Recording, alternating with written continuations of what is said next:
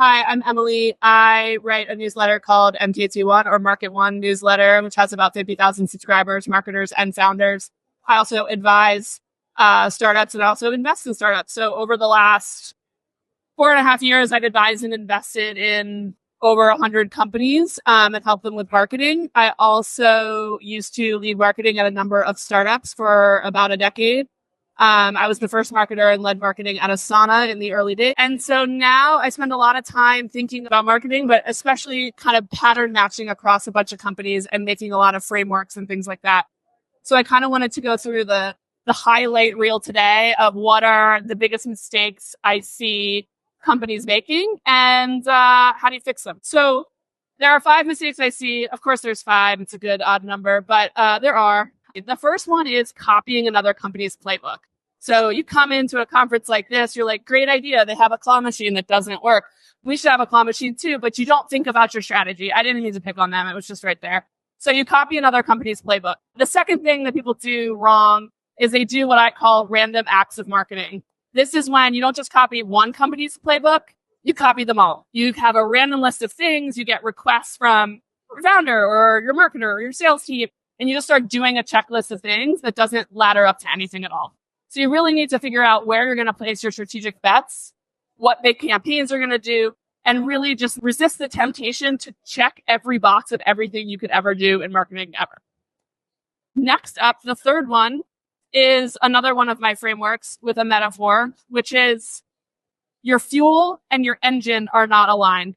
Fuel is the content, creative, brand, all of the things you create to add value. The engine is all of the growth channels and things you do to reach your audience with that fuel. And so often I'll see startups either spend way too much time building out the channels, and they're not putting anything interesting into those channels, or I'll see them spend way too much time making great content and not distributing it and getting not anybody seeing that content at all. Fourth mistake is a lot of founders, and I've talked to many of them, think that hiring for marketing and building marketing is just like building for sales when it's not. They're not really two sides of the same coin when it comes to building out a team. Yeah, they're both driving revenue, but isn't everybody trying to drive revenue at a company, hopefully? Marketing is actually more like product, which I'll talk to you about in a minute. And then the last mistake, we're on the 5th one, is hiring the wrong first marketer or the wrong marketing leader, depending on where you are in your life cycle. And usually that comes down to hiring someone that just doesn't have the right experience for a startup, or maybe it's just T-shaped. So normally it's great to be T-shaped. You spike somewhere, you have breadth across. But marketing is so multidisciplinary that you actually want to hire someone who's pie-shaped, like 3.14, double column. It's hard to do that and hold a mic. But pie-shaped marketers spike in 2 areas of marketing and can set strategy across. So those are the 5 mistakes. How do you solve for them, fix them? So the first one, going back, is don't copy another company's playbook. How do you avoid this? You need to figure out how you're going to differentiate your marketing. So we all know your product has to be differentiated. Your marketing does too. And so the best way to do that is to figure out what your strengths or advantages are in marketing. Maybe you have a network effect. That's probably one of the best marketing advantages you can have. Maybe you have a wedge in strategy where you're starting with a niche audience and you can use that one audience to get to the next. Maybe there are service providers that your audience really respects and goes to for advice and helps them implement things, and you can use them to get to your audience. You should lean into these strengths, not just copy someone else. Lean into the advantages that you have and take time to identify these advantages and know what they are and keep them front and center to your strategy always. Second to deeply understanding your audience and keeping that front and center, I think these marketing advantages are the most important thing to keep in mind. Your audience, your marketing advantages. Build your own damn playbook. Don't copy someone else's. Okay, so the second mistake that I had mentioned was random acts of marketing. That's doing the whole checklist of things. And the way you avoid that is kind of what I just mentioned. You build your own playbook. You build your own strategy. But I think the biggest mistake that I see here in practice is that companies just have KPI goals for marketing. So it's like hit this number of MQLs or hit this amount of marketing source pipeline or signups. And that's a very sales oriented way of approaching marketing. And yes, that should be a goal, but marketing also has to think about the long term. And the best way to do that is through campaigns or big bets or projects that you think can drive step change growth or a change in your growth trajectory entirely. And if you just keep trying to hit those short-term numbers, you're never going to save time for those big bet projects. So I recommend setting goals around those things too. So you're setting goals not just for the KPIs, but also the big projects. And those big projects need to combine fuel and engine for your audience, which leads me into the next topic. Very conveniently, I might say. That wasn't planned, that transition, but it happened. So here we are. So the next one is this fuel and engine idea and these things being out of whack. So what does it mean for a fuel and engine to be out of whack? That's like you send a bunch of outbound emails, but you don't have anything interesting to put in the outbound emails. So you're just like, I think we went to the same school 20 years ago and trying to use that to sell. You actually need like good fuel to put in that email. Like, I don't care that you went to college with me 20 years ago. And I probably don't remember you either. Anyway, not the point. The other fuel and engine misalignment is if you have too much fuel, and you'll see this happening a lot right now. People are doing podcasts and webinars, and they're able to create content so much faster with AI that they're not then taking those things and putting enough energy into distributing those things. So back to the big campaigns and the big ideas, you really want to make sure that you have a distribution plan for the things that you're making. So this is what I mean when fuel and engine are out of whack. And rarely do I see a company that really has them in balance all the time, but it's something to think about, especially early days in a company's life cycle. Like, do we have too much fuel and not enough engine? Do we have an engine but not enough fuel?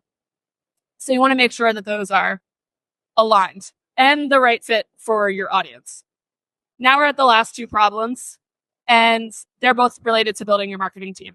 So I mentioned that marketing is more like product than sales. And here's what I mean by that. When I say products, I mean engineering, product design, not just the product managers. So marketing, there are like 20 unique roles in marketing. When you're hiring and building a marketing team, from yourself to 25, 30 plus people, which I've done at both Asana and Carta, you're not hiring the same archetype very often. Those roles are almost all unique. And sales, on the other hand, like, you're kind of like figuring out what revenue number you're trying to hit, dividing the quota, getting the number of people, more formulaic. Marketing's a puzzle, and everybody's different, and you got to figure out how to make that work for your company, which is a little bit more like structuring product engine design. And that's multidisciplinary, just like marketing.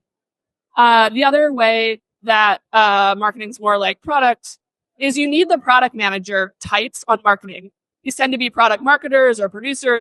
But when you are thinking about connecting the dots across marketing, it's helpful as you scale to have someone to help you. So you can make sure those big bet projects I was talking about that really can make an impact, have someone to help you make that happen across the board. And the last way that marketing is more like product is marketing is a product for your same audience. So content, brand, all of that, that's a product. So often when I'm talking to founders and they're like struggling to hire in marketing or struggling to understand why hiring in marketing is so hard or why they're making all these wrong hires, I'm like, you need to change how you think about marketing. You start thinking about it as like an engineering, product, and design team, you're going to have more luck. And typically founders, some of you might be founders, a lot of you are probably marketers. Founders speak that language typically more so than they speak the marketing team language. So it works pretty well.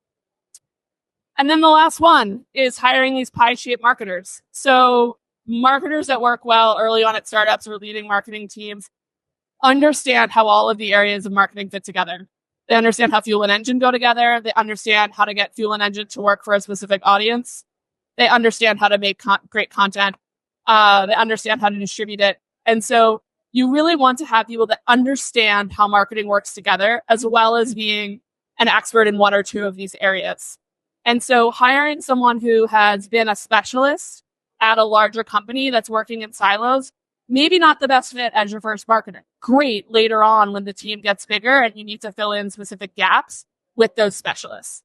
And the other thing I'll say on marketing hiring, just if that's something you're thinking about now, is a lot of times people want to hire people who have done marketing for the same audience before.